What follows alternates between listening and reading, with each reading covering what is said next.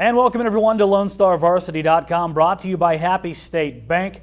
I'm Zach Long. More importantly, this is Phil Torigno, and we're getting you ready for week number 2 of high school football in the great state of Texas. And Phil, you got to see your first games this week. I'm sure you've got a ton of observations for us. Oh, definitely. Get us rolling, man. What's up first? So fascinated by this Jalen Nolan storyline, which I think is just super, super compelling. This is the 14-year-old starting quarterback for Brownfield. This is a young man that just finished 8th grade at Brownfield Middle School in May. He finds himself now in the starting role for Coach Brian Welp's team because, if you all recall, as the Avalanche-Journal reported, their starter-to-be, Jacoby Hill, found himself in quite the legal bind and is no longer with the team.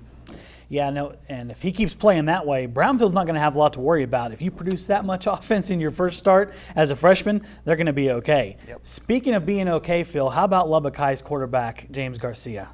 Not exactly the way that Coach Jason Strong wanted to see his season begin at an away loss at Sweetwater. Garcia takes a helmet to the knee and goes down, replaced the quarterback by sophomore Day Morgan, but Morgan at the time being not really the answer for Lubbock.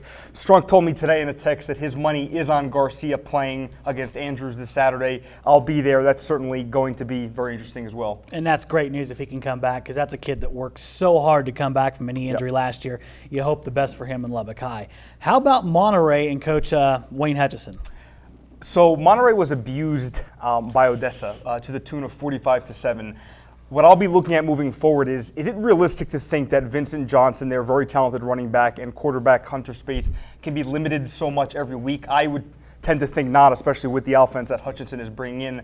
Not an excellent start, but moving forward, are they going to get some of that production that they feel they can? Yeah, probably one of the most surprising scores of the week, and I know Coach Hutchison, not used to losing, he's going to get them adjusted pretty quick. Speaking of adjusting pretty quick, how about our player of the week from Cooper? Yeah, I'm going to have to go with their quarterback, the senior Colton Ehlers.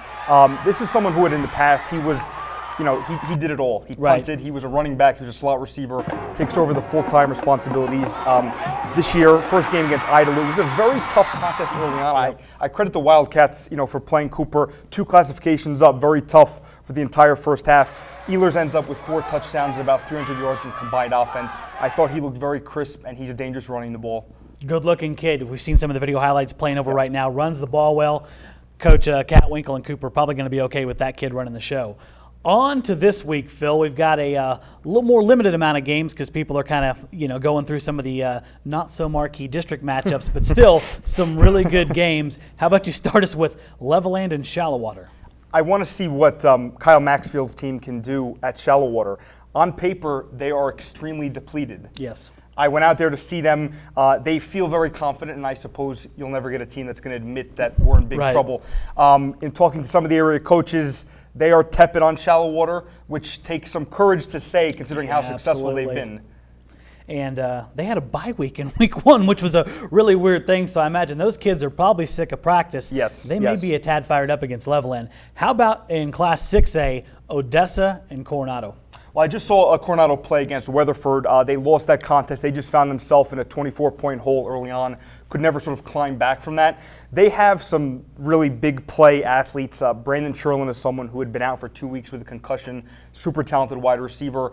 I think we're seeing elements of the air raid sort of play out well. They were implemented. Not all of the long routes were there yet. Right. That's something that JT Morris had mentioned to me. But I think that if they work some of those in, moving forward, it'll be interesting. They responded well in the back half of that game, too. Yeah. So I think Coach Parr and that staff has to feel pretty good that this week that maybe that momentum rolls forward.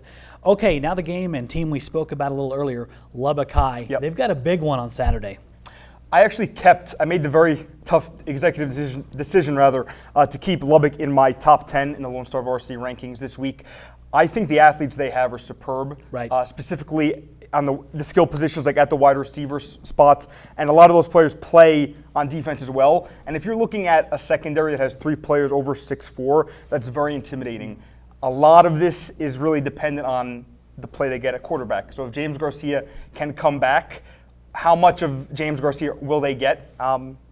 Yeah, you get a good win there, and it turns things around in a hurry. Like Coach Strunk, I think he tweeted out earlier in the week, hey, the sun came up this morning, everything's okay. They're going to try to get it figured out, and they have a good chance to get back on track against Andrews. A lot of great games this week we'll be out and about at. Of course, we got Friendship their home opener. If you have nothing to do on Friday night since Tech's on the road, go out to Friendship. It's a festive atmosphere and really one of those true West Texas feels to football. We'll see how Coach Davis and them do in their home opener. Until that time, though, Phil Torigno has a ton of coverage for you over at LoneStarVarsity.com, LubbockOnline.com, whatever medium you want to read Phil in, iPad. Phil's going to take care of you. Until that time, though, we're going to bid you farewell. For Phil Torigno, I'm Zach Long, and this is LoneStarVarsity.com.